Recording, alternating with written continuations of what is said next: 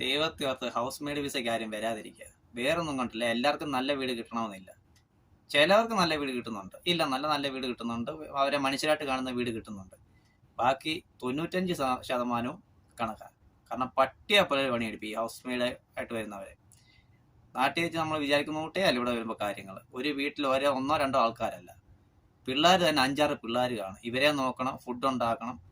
നരകതുല്യമായ ജീവിതമായിരിക്കും ചില വീടുകളിൽ.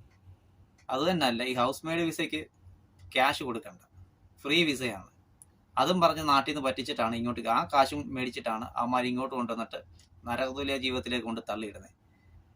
പിന്നെ അത് തന്നെയല്ല, പിന്നെ അതുപോലെ എല്ലാം സഹിച്ചോളാം എന്നുള്ളവർ മാത്രം കയറി വരിക.